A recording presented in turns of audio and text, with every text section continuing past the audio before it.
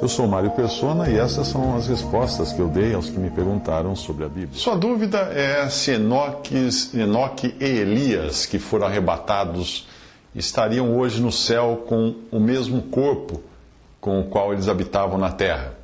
Não, não estão no céu com o mesmo corpo, porque um corpo humano não glorificado não poderia viver no céu. O único em corpo de carne e ossos agora no céu é também o único que ressuscitou e foi glorificado, que é Jesus. As primícias ou primeiros frutos dos que dormem, dos que morreram em Cristo. Então, de algum modo, Deus, em algum momento do arrebatamento de Enoque e Elias, deu um jeito nos seus corpos. E a Bíblia não diz como é que isso foi feito, nós não temos essa informação. Mas, como isso aconteceu antes da ressurreição de Jesus, é certo que eles não subiram em corpos ressuscitados ou transformados, porque aí iria contra o que diz a palavra que Cristo seria as primícias, ou seja, o primeiro nesse sentido, o primeiro a ter um corpo glorificado no céu. Mas se a dúvida parasse aí, tudo bem. Acontece que nós temos também o caso de Elias aparecendo em um corpo glorificado, ou aparentemente glorificado, ao lado de Moisés e Jesus no Monte da Transfiguração, em Mateus 17, em Marcos 9 e Lucas 9.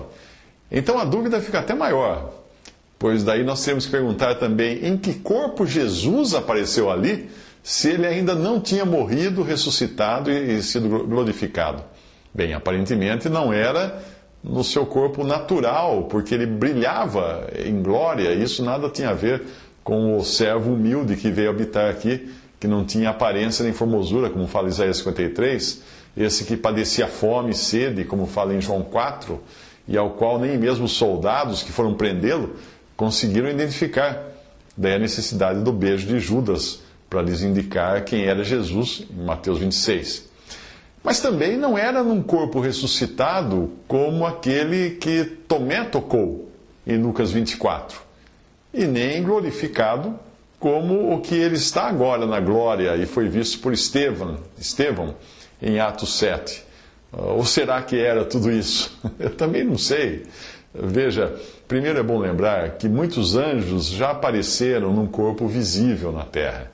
Começando por Satanás na forma de uma serpente em Gênesis 3. Depois nós temos os casos dos anjos que deixaram a sua posição e a sua condição e tomaram para si mulheres e geraram delas valentes na antiguidade, em Gênesis 6. Também temos o caso do anjo Gabriel, que visitou Maria, e também o próprio Senhor, que apareceu várias vezes em forma visível, num corpo visível, no Antigo e no Novo Testamento, às vezes identificado como o anjo do Senhor. Os anjos também foram vistos como homens, ou seja, em forma humana, ao longo de toda a Bíblia. 2 deles foram até assediados pelos habitantes de Sodoma, algum tempo depois que eles tinham sido recebidos por Abraão e comido uma refeição junto com Abraão debaixo de uma árvore. E dessa refeição participou também o próprio Jeová num corpo visível e tangível. Gênesis 18. Como entender tudo isso, né? Com tudo isso, o melhor mesmo é você descansar no fato de que Deus tem uma maneira de apresentar seres do plano espiritual e celestial de modo visível e tangível no plano físico e material. Como? Nós não sabemos, Deus não explicou isso. Até o Espírito Santo já foi visto na forma de uma pomba no batismo de Jesus. Como explicar isso? Eu não tenho explicação. A outra possibilidade que existe para a cena da transfiguração é que os 3 ali, Jesus, Moisés e Elias, estariam verdadeiramente em corpos glorificados, porém não no mesmo momento em que a cena se desenrolava diante dos olhos dos 6 discípulos. Isso é apenas uma teoria. Mas eles estariam numa fresta, esse espaço-tempo, através da qual os 3 discípulos podiam espiar e ver uma cena passando-se na eternidade, ou no extratempo.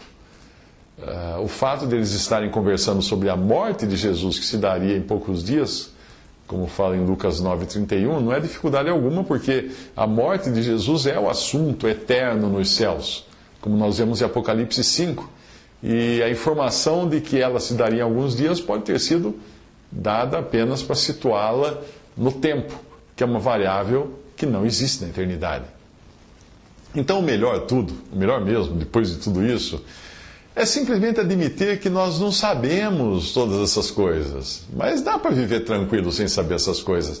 Nós sabemos aquilo que nos foi revelado, porque Deus revelou aquilo que Ele achou que seria conveniente revelar, que seria bom para nós. O que Ele não revelou, Ele não revelou. Porque Ele sabia que não ia ter utilidade alguma e nossa curiosidade, a Bíblia não é para satisfazer a curiosidade humana, mas revelar as coisas que efetivamente são importantes para o homem. Que estes fatos aconteceram, a palavra de Deus afirma e a fé não vai negá-los, porque eles estão registrados e revelados na Bíblia. O modo como alguns desses fatos aconteceram, como o sol parou no céu lá para Josué, nós só vamos descobrir isso na glória, mesmo porque são coisas que não dizem respeito exclusivamente à terra, mas aos céus e ao estado das coisas lá nos céus. Lembre-se do que Paulo disse de sua visita ao terceiro céu, quando ele ouviu palavras inefáveis que ao homem não é lícito falar. 1 Coríntios 12, versículo 4. Visite respondi.com.br.